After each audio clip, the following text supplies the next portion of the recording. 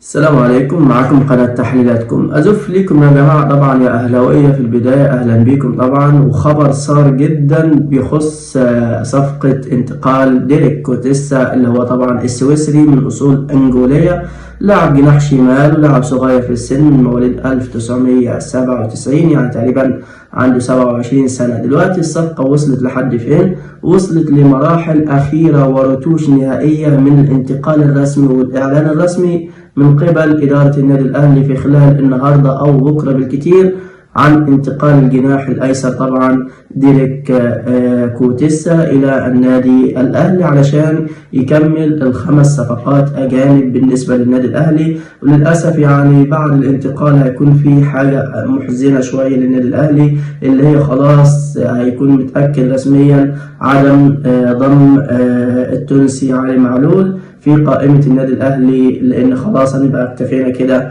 بخمس لاعيبة أجانب اللي هم أشرف داري، يحيى عطية الله، عندك جراديشار، عندك أشرف بن شرقي، والخامس هيكون ديريك كوتيسا. والأهلي هيكون كده ضمن الخمس صفقات أو ضمن الخمس صفقات اللي هي طبعا متاحة لكل فريق، خمس صفقات أجنبية. خلينا أقول لكم الصفقة وصلت لمراحل أخيرة طبعا، ووكيل أعمال طبعا مارسيل كولر السويسري سافر إلى سويسرا علشان يلتقي بنادي طبعا سيرفيت السويسري، بإدارة نادي سيرفيت السويسري، من أجل طبعا الرتوش النهائية لانضمام اللاعب ديريك كوتيسا طبعا إلى النادي الأهلي. طبعا الصفقة كانت في النص كده في شوية ثغرات وشوية مشاكل. أبرز المشاكل أو آخر المشكلة اللي واجهت الصفقة دي اللي هي المدير الرياضي لنادي طبعا سيرفيت السويسري، اللي هو المدير الفني السابق للنادي الأهلي ريني فايلر. كان طبعا عاوز يرفع القيمة أو قيمة الصفقة، المبلغ المالي طبعا لمصلحة النادي اللي هو طبعا بيدربه أو مدير رياضي فيه طبعا. فمن مصلحة النادي إن هو يقيم أو يقوم بواجبه على أكمل وجه ويجيب أكبر مبلغ مالي أو أكبر عائد مالي طبعا يفيد النادي السويسري. فالنادي الأهلي بدأ المفاوضات من 600,000 يورو، ثم بعد كده تكلم مع الإدارة تاني رفعها إلى 1,000,000 يورو طبعا، بعد كده رفعها إلى 1,500,000 يورو، يعني ضاعف المبلغ مرتين ثلاثة علشان يوصل لنقطة نهائية وتقارب في وجهات النظر بين نادي سيرفيت السويسري والنادي الأهلي من أجل انضمام اللاعب. اللاعب يا جماعة خلصان معاه بشياكة إن هو عاوز يلعب للنادي الأهلي، لأنه أصلا على صفحته على انستجرام اللاعب شال كلمة إن هو لاعب في صفوف أو لاعب لدى صفوف طبعا سيرفيت السويسري، مما أتاح طبعا التكهنات إلى نسبة انتقاله بنسبة 99% إلى النادي الأهلي قريبا. خلينا أقول لكم طبعا أبرز مهارات اللاعب طبعا يمتاز بالسرعات، يمتاز بالمراوغة، يمتاز إن هو بيربط بين خط الدفاع وخط الهجوم، لأن هو زي ما قلنا هيلعب جناح شمال يعني مطرح بيرسيتاو. دلوقتي النادي الأهلي بيعاني بسبب رحيل بيرسيتاو طبعا اللي كان مستواه متدني جدا، ثم بعد كده إصابة رضا سليم. ومن ثم أصلا رضا سليم حتى لو رجع من الإصابة مش هيكون له مكان طبعا في النادي الأهلي. زي ما قلت لكم الأهلي مكتفي خلاص من اللعيبة الأجانب، يعني رضا سليم رسميا بنسبة 1,000,000% هيكون خارج النادي الأهلي وخارج قائمة النادي الأهلي،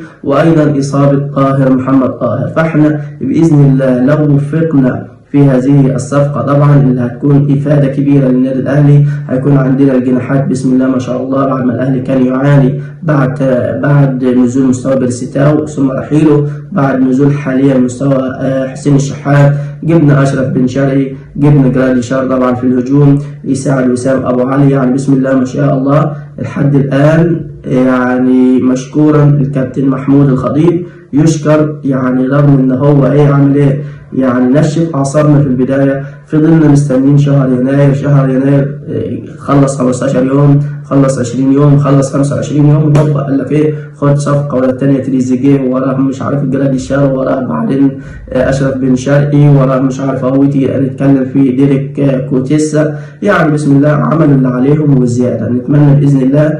انا بصراحه الصفقه دي اللي بتزعلني ان هي مثلا هتمنع علي معلول ان هو يكمل مسيرته مع النادي الاهلي، ولكن كمستوى فني وإفادة للنادي الأهلي، فلاعب صغير 27 سنة، عنده مهارات عالية، عنده تسديدات، عنده رؤية، عنده استلام وتسلم الكرة واختراقات، يفيد النادي الأهلي. طبعا من فترة احنا مفتقدين اللاعب اللي يمسك الكرة ويخترق من ناحية الجناح الشمال أو الجناح اليمين، أو يعمل هجمات أو يعمل لمسة فنية في النادي الأهلي. والحاجة التانية اللي النادي الأهلي محتاجها بعد الصفقات دي يا جماعة، عايزين واحد يكون قائد في الملعب. النادي الأهلي يفتقد إلى قائد في الملعب بعد يعني طبعا زي ما شفنا على أيام حسام غالي ولا حتى حسام عاشور ولا أحمد فتحي وكان أبو تريكة، وكان يعني النادي الأهلي يمتاز بحتة القائد في الملعب. نتمنى بإذن الله إن الصفقة دي تتم النهاردة ويعلن عنها النادي الأهلي بشكل رسمي،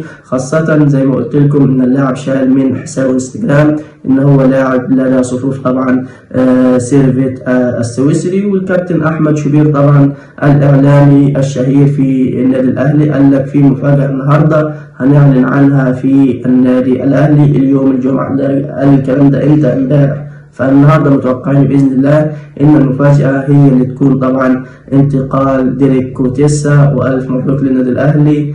في النهاية ما تنسوش يا جماعة الاشتراك في القناة والإعجاب بالفيديو علشان يوصلكم كل جديد. كان معكم قناة تحليلاتكم. سلام عليكم.